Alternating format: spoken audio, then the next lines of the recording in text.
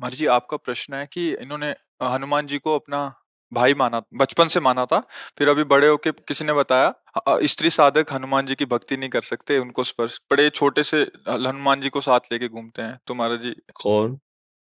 हाँ, देखो, ये सब अलग बातें हैं, व्यवहार की हैं। हनुमान जी के मैया थे ना, मैया थे ना, बस। ये केवल बात सिद्धि के लिए की जाती है कि जब हनुमान जी को शक्ति के रूप में उनको तो वहां फिर नियम कानून लगते हैं। अभी आप मान लो हनुमान जी मेरे लाला है, कोई रोक पाएगा क्या? मेरे लाला है, मेरा छोटा पुत्र है, मेरा भाई है, मेरे जो भाव देखो, हनुमान जी कोई और नहीं, प्रभु ही तो है ना। तो मुझे इन सब बातों में कि स्त्री को ये इससे, देखो भैया, स्त्री और पुरुष की पोशाक पहने हो आप, ना आप स्त्री हो ना आप पुरुष हो। सच्चाई से समझो, ना थे न रहोगे, बीच में पोशाक मिली है। सरकारी पोशाक नहीं बदलती, आपको ड्यूटी जाना है तो आपकी पोशाक ये है। आप हो भारत के, फौज में हो, लेकिन अलग अलग है। वायुयान, जल, नेवी, थल, आर्मी, अलग अलग पोशाक, पुलिस की अलग, सबकी अलग। पर है सब कौन? भारतीय ना है, हम सब कौन? भगवदंश हैं। ये पोशाक मिली, हम आराधना भगवान की कर सकते हैं। देखो समझो, ना कोई स्त्री है ना कोई पुरुष है, हम सब भगवान के अंश हैं। और अंश एक जैसे हैं, उसमें छोटा बड़ा गंदा पवित्र ये सब नहीं है, समान अंश है। भगवान सम है ना, तो उनका अंश भी सम। एक श्लोक आता है उपनिषदों में, पूर्णमदः पूर्णमिदं पूर्णात् पूर्णमुदच्यते पूर्णस्य पूर्णमादाय पूर्णमेवावशिष्यते। उस पूर्ण परमात्मा से अगर अंश निकाला जाए तो क्या बचेगा? पूर्ण। वो पूर्ण ही अंश होता है। तो हम सब परमात्मा अंश हैं। अगर हनुमान जी से ऐसी प्रीति है, प्रीति और सिद्धि में अंतर होता है, ध्यान रखना। जैसे जगदम्बा है, हमारी अम्मा है, अम्मा, अब कौन सा नियम लागू होगा? और आद्या शक्ति भगवती जगदम्बा, इनको वश में पुरखा पानी पा जाएंगे। नियम कानून से चलो, नहीं तो नष्ट हो जाओगे। समझ गए? अम्मा, तो अम्मा की गोद में बालक जैसे मलमूत्र, तो अम्मा कोई दंड देते हैं क्या? कुपुत्र जायत क्वचिदपि कुमाता न भवति।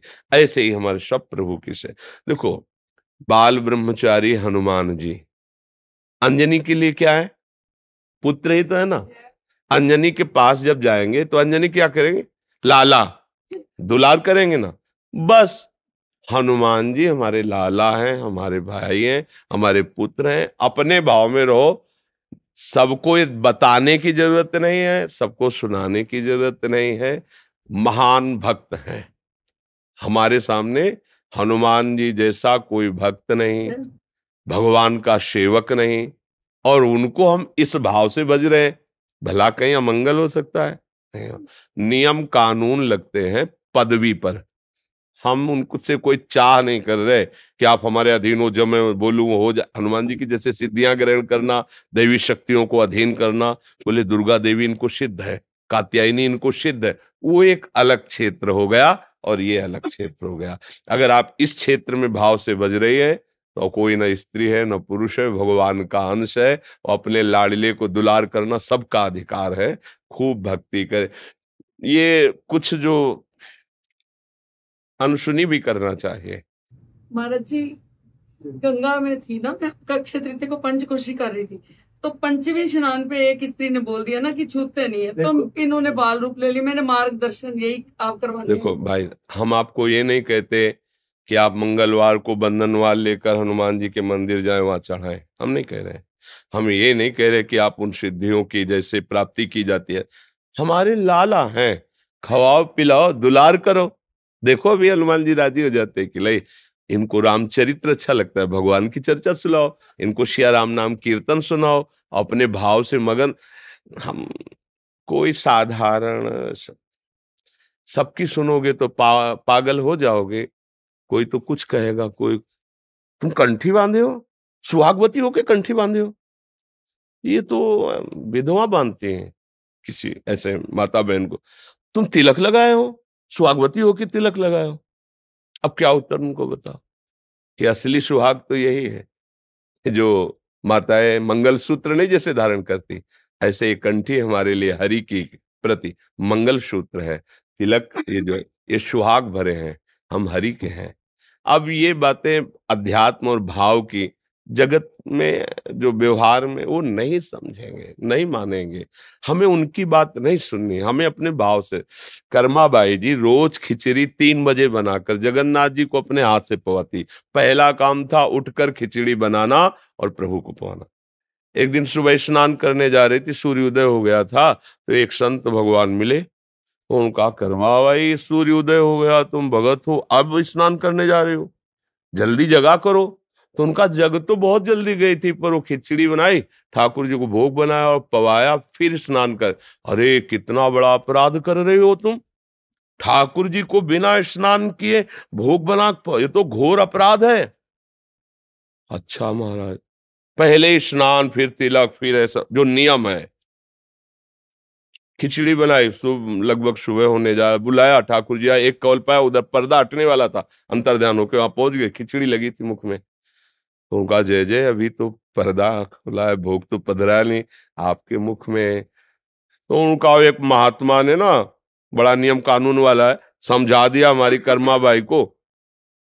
अब वो स्नान आदि करने में विलंब करके, वो वैसे मैं रोज जाता था पाता, तो आज एक ही कौल पाया और भाग आया, आचमन भी नहीं कर पाए। तो तुम ऐसा है, उन माता जी को बता दो जाके कि जो जैसी भावना से चलता मैं वैसे ही मिलता हूँ। ये था माम प्रपद्यन्ते तास्तते हुए, वो संत जी अपनी भावना से नियम से चले, उनसे कह दो सुबह जैसे करती थी वैसे करके मुझे भोग लगाए। समझ रहे हो ना, अपने प्रभु हैं, अपने लाडले हैं, हमको इस जन्म में भगवत प्राप्ति करनी है। भक्त का चरण आश्रय लेकर भगवान का चरण आश्रय, ये दो ही प्रकार हैं जिनसे भगवान की प्राप्ति होती है। तो आप चाहे प्रभु मान लो, चाहे महान भक्त मान लो, चाहे उनको अपना पुत्र मान लो। जब भगवान को पुत्र माना तो देखो अखिल लोकों का पिता नंद भवन में घुटने के बल चल रहा है नहीं? अयोध्या नरेश महाराज चक्रवर्ती सम्राट दशरथ जी के आंगन में रुंझुन करते हुए डोला कौन? अखिल लोकों का माता पिता स्वयं वो है। तो हमें लगता है कि यदि हमारी आसक्ति है और हम भावपूर्वक कर रहे हैं, तो हम किसी ब्रह्मचारी की सेवा नहीं कर रहे, किसी सिद्धि प्राप्ति के लिए नहीं कर रहे, हम अपने पुत्र की कर रहे हैं, हम अपने प्रभु की कर रहे हैं, हम अपने लाड़िले की कर रहे हैं। कहीं कुछ बिगड़ने वाला नहीं, भाव से करो। ये शरीर वास्तविक नहीं है, उपासना वास्तविक है। ये आज है कल नहीं रहेगा। आप अपने अंदर भाव हटाओ, मैं स्त्री हूं, मैं पुरुष हूं, अभी शुद्ध अध्यात्म जागृत।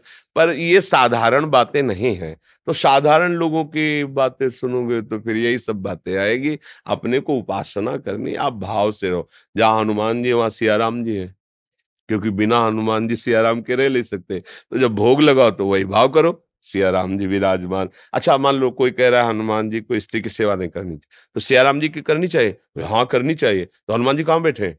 उनके चरणों में बैठे हैं ना, है ना? भोग लगेगा तो हनुमान जी को हटा दोगे क्या? स्नान कराओगे तो हनुमान जी को हटा दोगे क्या? वो तो पूरी छवि में वहीं बैठे हैं। छवि हो या राम दरबार हो, जहां राम दरबार है वहां बैठे महाराज हनुमान जी चरणों के पास। तो समझो कहीं ऐसा हो सकता है क्या? तो इसलिए हाँ, हम ये नहीं कहते कि आप बंधनवार लेकर जाओ और हनुमान जी के मंदिर में जाके बंधन, हम ऐसा नहीं कहते। हम अपने भाव की बात, जो वहां सिद्धांत की बात आएगी तो अलग चल। सिद्धांत नियम कानून एक अलग है और प्रेम का कानून अलग है। प्रेम का एक स्वतंत्र कानून होता है और कोई कानून मानता ही नहीं। न लाज तीन लोकन की, न वेद को कहो करे, न शंख भूत प्रेत की, न देव जच्छ ते डरे, सुने न कान और की, द्रवे न और इच्छना। प्रेम का एक अपना प्रभाव होता है, इसलिए ऐसे भाव से चलिए।